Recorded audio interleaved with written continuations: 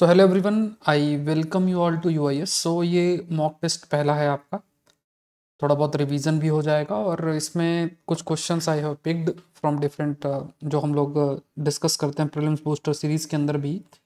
और let's see कि आप लोग कितने जो है क्वेश्चन का आंसर कर पाते हो। 8 क्वेश्चन है और ये क्वेश्चंस प्रीलिम्स बूस्टर सीरीज़ के अंदर आई हैव ऑलरेडी डिस्कस्ड। ये टॉपिक्स ऐसे हैं जो अलग अलग न्यूज़पेपर के अंदर आते हैं और सुबह जो आपकी प्रीलिम्स बूस्टर सीरीज सुबह 7 बजे होती है, अभी हिंदी में भी आ जाएगी। शायद कल से ही आपको रात को 9 बजे के आसपास जो है वो हिंदी में भी आ जाएगी, कंप्लीट हिंदी के अंदर आ जाएगी। तो वो आप लोग गो थ्रू होना। तो यहाँ पे देखो, मॉक टेस्ट में आप वीडियो पॉज करो, क्वेश्चन देखो और फिर अपना आंसर करो। और अगर आपने प्रीलिम्स बूस्टर सीरीज अच्छे से की है तो आप आंसर कर सकते हो, और अगर आपने कहीं और से भी पढ़ा है तो भी आप try to answer such questions. इतना डिफिकल्ट नहीं है। देखो, पहला ये नेशनल वोटर डे के ऊपर है। हर साल जनवरी 25 को India observe national voter day to encourage every voter in the country to participate in the political process. Every year, first time voters receive their elector photo identity card during the National Voter Day events. Making election inclusive, accessible and participatory is the subject of National Voter Day 2023. तो देखो, election commission of India made the decision to undertake the national initiative कि जितने भी eligible voters हैं उनको identify करना, ये सब चीज़ें जो डिसीजन मेकिंग आपकी की गई थी। और even if you can say कि जो इलेक्शन कमीशन ऑफ इंडिया है उसका फाउंडेशन डे है 25 ऑफ जनवरी 1950, 25 ऑफ जनवरी 1950। इसलिए ये डे में जो है मनाया जाता है as a national voter day. तो देखो यहाँ पे आप कमेंट सेक्शन में जो है आंसर करो, इसका आंसर क्या होगा। ठीक है, तो यहाँ पे आंसर क्या होगा, मैं आंसर आपको बता देता हूँ। पॉज कर दो, यहाँ पे आंसर बता देना। अपना स्कोर कमेंट सेक्शन बताना कि 8 में से आपके कितने सही हो रहे हैं। ठीक है, तो इसमें से अगर आपकी एक्यूरेसी लगभग, क्योंकि इतने डिफिकल्ट नहीं, बहुत ही आसान प्रश्न है ये। अगर आप एटलीस्ट 8 क्वेश्चन है तो 8 मतलब 16 मार्क्स हो गए, तो आपका स्कोर 10 प्लस मार्क्स होना चाहिए। अगर आप 10 प्लस से नीचे अगर आप स्कोर कर रहे हो तो फिर थोड़ा सा रिवीजन और करना। इतना मतलब इतना भी डिफिकल्ट नहीं है कि आप जो है इसमें अच्छा ना कर पाए। नेक्स्ट देखो, बहुत इजी क्वेश्चंस जो है मैंने आपके लिए पिक किए हैं। Major boost to Aatmanirbhar Bharat, fuel cell based air independent propulsion system will soon be fitted on board INS Kalvari में। ये जो है एयर इंडिपेंडेंट, देखो इसमें बढ़िया प्रश्न आपका बन सकता है इस बार के प्रीलिम्स में एआईपी मॉड्यूल के ऊपर। So consider the following statement about AIP.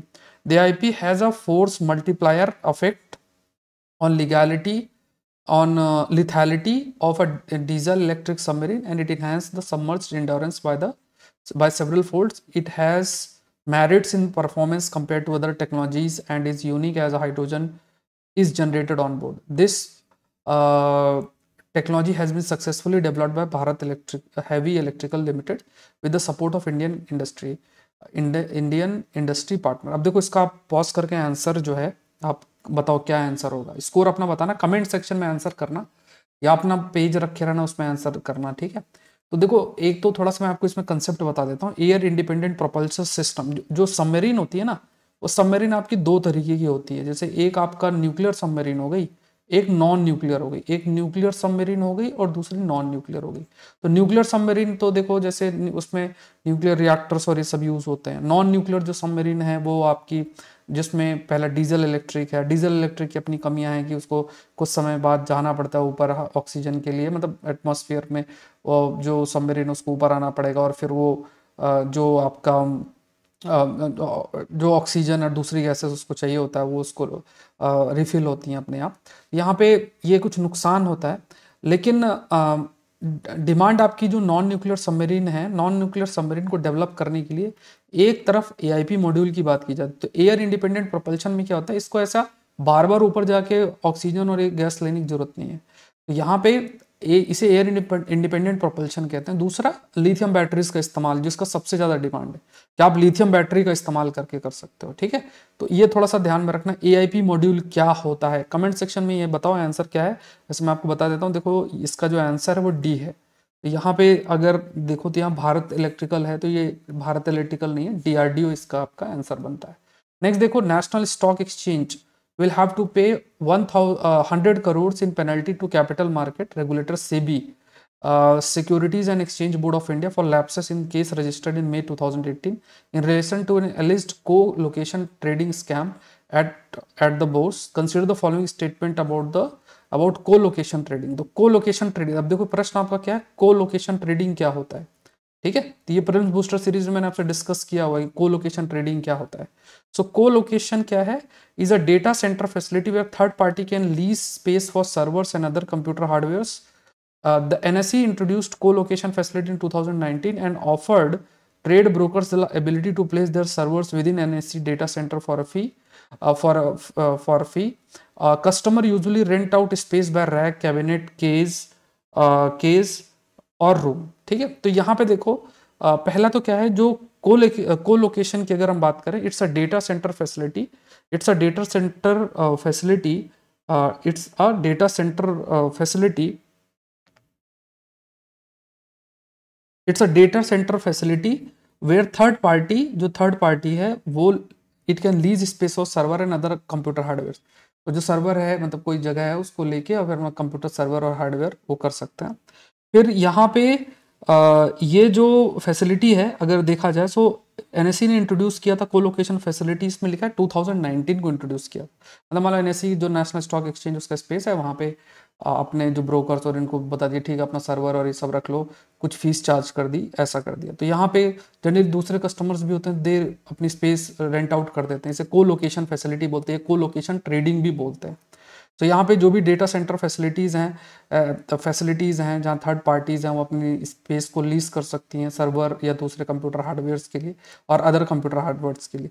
तो ये क्या है, ये स्टेटमेंट आपका सही है। तो कमेंट में पहले तो आप अपना आंसर बताओ क्या होगा। तो मैं आपका आंसर इसका बता देता हूँ, पॉज कर लो। तो इसका आंसर बी होगा, ठीक है। तो यहाँ पे ये 2009 के अंदर आया था। तो याद रखना कोलोकेशन फैसिलिटी एक अच्छा, कोलोकेशन ट्रेडिंग एक अच्छा प्रश्न आपके लिए बन सकता है। देखो नेक्स्ट देखो, डेरिवेटिव और कमोडिटीज पर है। Agriculture commodities like cotton, paddy, soybean, soya oil, mustard seed etcetera, ये ट्रेड किए जाते हैं national commodity and derivative exchange में NSDEX के अंदर, and multi commodity exchange MCX के अंदर। The derivative trade can be in future only. Derivatives are short term financial contract that are bought and sold in the market. Correct बताना है, ठीक है। इसका भी आंसर बताओ। जो डेरिवेटिव्स होते हैं शॉर्ट टर्म फाइनेंशियल कॉन्ट्रैक्ट होते हैं जो कि खरीदे और बेचे जाते हैं मार्केट में। प्रॉफिट जो है जो डेरिवेटिव ट्रेड्स में होता है मेनली जो प्राइस मतलब जो भी प्राइस मूवमेंट है एसेट का उसके बेसिस पे होता है। एंड जैसे मान लो कोई कॉन्ट्रैक्ट है, अब उस कॉन्ट्रैक्ट की अगर हम बात करें तो उस कॉन्ट्रैक्ट के मूवमेंट की वजह से आप जब सेल करते हो तो उसके बेसिस पे ही हम अर्निंग करते हो। तो यहाँ पे फ्यूचर में ही सिर्फ नहीं, देखो ओनली शब्द जैसे ही आ गया तो अपने आप गलत आपको ले लेना है, ये गलत ही होगा। तो जो भी डेरिवेटिव्स जो हम कह सकते हैं कि these are the short term financial contracts जो होते हैं। अब इसमें जो कॉन्ट्रैक्ट्स की ट्रेडिंग होती है ना, तो वो डिपेंड करता है प्राइस मूवमेंट की, ठीक है। आपने पहले से प्रेडिक्ट कर लिया जो भी है उस बेसिस पे ही जो प्रॉफिटेबिलिटी है वो अर्न हो जाता है। और इसमें सिर्फ फ्यूचर में नहीं ऑप्शन में भी अवेलेबल होता है। तो ये आंसर आप बताओ खुद से, वैसे मैं आंसर आपको बता देता हूँ, आंसर इसका बी होगा, ठीक। कमेंट सेक्शन अपने आंसर लिखते जाना। ग्लोबल जेंडर गैप रिपोर्ट के ऊपर है ये। This will take into account the participation of women and panchayat level to a rank countries in its future global gender gap reports released by World Bank. It assesses countries on how well they are dividing their resources, किस तरीके से resources को divide किया जाता है, opportunities among there male female population regardless of the overall level of these resources and opportunities. तो correct आपको बताना है। तो यहाँ पे ये बेसिकली पहली चीज तो आपको बताना है इसका आंसर क्या, पॉज करके आंसर बताओ। आंसर इसका बी होगा। ये रिलीज जो जेंडर गैप रिपोर्ट है ये वर्ल्ड इकोनॉमिक फोरम के द्वारा रिलीज होती है। ये याद रखना है कि basically it is released by world economic forum, world economic forum के द्वारा इसको रिलीज किया जाता है। फिर देखो यूथेनेशिया पे है। Euthanasia is categorised in different ways in which include voluntary, non voluntary और इनवॉलंटरी। अब इसमें आपको कंसिडर करना voluntary euthanasia when a person, जो पर्सन है wills to have their life ended, खुद चाहते हैं लाइफ खत्म करना, और लीगल है in growing number of countries. Non voluntary euthanasia जो है जब पेशेंट कंसेंट अवेलेबल नहीं होता है तो उनको कोई लीगल हायर और ये सब करते हैं। फिर involuntary euthanasia which is done without asking for consent और against the patient will is illegal in all country and usually considered murder. तो जो इनवॉलंटरी है मतलब बिना पूछे ही कंसेंट है ही नहीं और पेशेंट का भी लोग चाहते भी नहीं अपने लाइफ को खत्म करना, फिर भी खत्म किया जाता है। तो इनवॉलंटरी जो है यूथनेशिया बेसिकली आप कह सकते हो कि इलीगल है। तो ये 3 स्टेटमेंट, इसका आंसर आप खुद से बताओ क्या होगा। तीनों स्टेटमेंट सही है, ठीक है। नेक्स्ट देखो, अच्छा अपना स्कोर जरूर से बताना, एंड में जो आपका स्कोर है वो जरूर से बताना। जो भी 8-10 लोग जो भी आप लोग अटेम्प्ट करो टेस्ट को, तो कोशिश करो कि जो है आप लोग जो है जरूर से जो है आप लोग फोकस करो कि जरूर से जो है अपना स्कोर बताओ, क्या स्कोर है सारा, है ना। नेक्स्ट देखो, मॉलिक्यूलर क्लाउड्स के ऊपर ये प्रश्न है, सब करंट अफेयर्स के टॉपिक है। अपना सोचना कि कोई कोर टॉपिक हम कर रहे हैं, अलग अलग न्यूज़पेपर में प्लेन बूस्टर जो मॉर्निंग में होता है ना, उसी का सारे ये टॉपिक्स हैं, ठीक है। So molecular clouds is the interstellar clouds of a gas and dust in which molecules can form, the most common in which is helium, ठीक है। As the sun formed when it from its molecular cloud, it was accompanied by disk material that consisted of gas and small dust particles. Within molecular clouds are regions with higher density where much dust and many gas cores resides called clumps, ठीक है। तो पहली चीज तो देखो इंटरस्टेटल cloud क्या होता है, मतलब जैसे मान लो स्टार है, ये स्टार है, बीच में स्पेस है, इसमें बहुत सारे क्लाउड गैस का क्लाउड ऑफ गैस प्रेजेंट है, गैस है, डस्ट है, उसमें प्रेजेंट होती है। अब इसमें मोस्ट कॉमन चीज इसमें लिखा है हीलियम, ये हीलियम नहीं हाइड्रोजन है, ठीक है। कमेंट सेक्शन में आंसर बता देना पहले पॉज करके। फिर क्या है कि जो इवन जैसे मान लो इसी क्लाउड से, मतलब ये जो गैस है और डस्ट के क्लाउड, इन्हीं से दूसरे स्टार बनते हैं। मतलब जैसे मान लो सन भी इन्हीं क्लाउड से आपका बना है, तो gas small dust particles present होते हैं। अब इसमें क्या है, कुछ रीजन्स में हायर डेंसिटी होती है डस्ट और जो गैस के ज़्यादा कंसंट्रेशन होता है, उन्हें हम क्लम्स बोलते हैं। ये साइंस का अच्छा टॉपिक्स है जिसे हम क्लम्स बोलते हैं, उसको हम क्या बोलते हैं, क्लम्स बोलते हैं। तो ये स्टेटमेंट और ये स्टेटमेंट सही है, ये आपका गलत है। तो आंसर जो इसका आपका बनेगा वो डी बनेगा, ठीक है। नेक्स्ट देखो, with reference to the earth's inner core consider the following statement. The inner core of earth seems to have stopped spinning in the same direction as the rest of the planet. It is roughly 5,000 kilometers below the surface, can spin independently because it floats in the liquid metal outer core. Researchers believe the inner core rotates relative to the Earth's surface back to forth such just like a swing. तो देखो ये Sunday के हिंदू के अंदर आया था जो ये प्रश्न आपके लिए है ना, तो यहाँ पे आप बताओ कि क्या आंसर होगा। हमने ये भी डिस्कस की थी कि एक नई लेयर, 5th लेयर भी अर्थ के पाई गई है, अगर आपको याद हो। तो इनर कोर जो अर्थ का है, जो इनर कोर है अर्थ का, it has stopped spinning in the same direction as the rest of the planet. ये एक स्टेटमेंट है कि जो इनर कोर अर्थ का है वो स्पिन नहीं हो रहा है, एंड ये लगभग 5,000 किलोमीटर है सरफेस के नीचे। ये भी स्टेटमेंट आपका सही है। इसमें liquid metal outer core present है, ये भी स्टेटमेंट सही है। रिसर्चर्स का मानना है कि जो इनर कोर है वो रोटेट करता है relative to the earth surface back and forth, मतलब जिस तरीके से अर्थ का सरफेस है उसी के रिलेशन में ही नीचे भी आपका इनर कोर रोटेट करता है। तो यहाँ पे जैसे क्योंकि वो आपका लिक्विड मेटल कोर है तो उसमें अर्थ रोटेट कर रहा है, और नीचे जो है लिक्विड मेटल कोर है तो वो भी आपका रोटेट कर रहा है। तो उसका जो रोटेशन की बात की जाए तो it has stopped spinning, it has stop spin. अब ये क्या है कि ये जो साइकिल है स्विंग की, मतलब ये जो देखने को मिलता है, जो स्विंग की साइकिल है वो लगभग 7 डिकेड्स में एक बार होती है। सो इट मीन्स व्हाट, हर 35 साल में डायरेक्शन में चेंजेस आते हैं।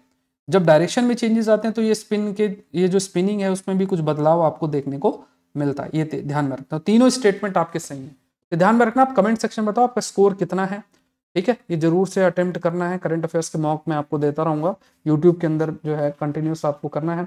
अनअकैडमी में भी आप लोग जरूर से जुड़ो, साइंस टेक का कोर्स मैं ऑलरेडी करवा रहा हूँ, इसको बिल्कुल मिस नहीं करना। अनअकैडमी की वेबसाइट पे जाओ, यूपीएससी CSC सेलेक्ट करो और कोड डाल दो SPLIVE और ज्वाइन कर लो, ठीक है। इंडिया के टॉप एजुकेटर से आप लाइव जो है वो पढ़ सकते हैं और अपनी प्रिपरेशन कर सकते हैं। इसमें जब आप जुड़ोगे तो मेरा ही कोर्स तो है ही, साथ में पॉलिटी, हिस्ट्री, ज्योग्राफी, इकोनॉमी, दूसरे जितने भी सब्जेक्ट्स हैं उन सबको भी आप एक्सेस कर सकते हो, टॉप एजुकेटर से लाइव पढ़ सकते हो। सो आज के लिए इतना ही। आई होप ये सेशन आपके लिए हेल्पफुल रहा होगा। Thank you everyone, thank you. UIS channel को जरूर से सब्सक्राइब करें।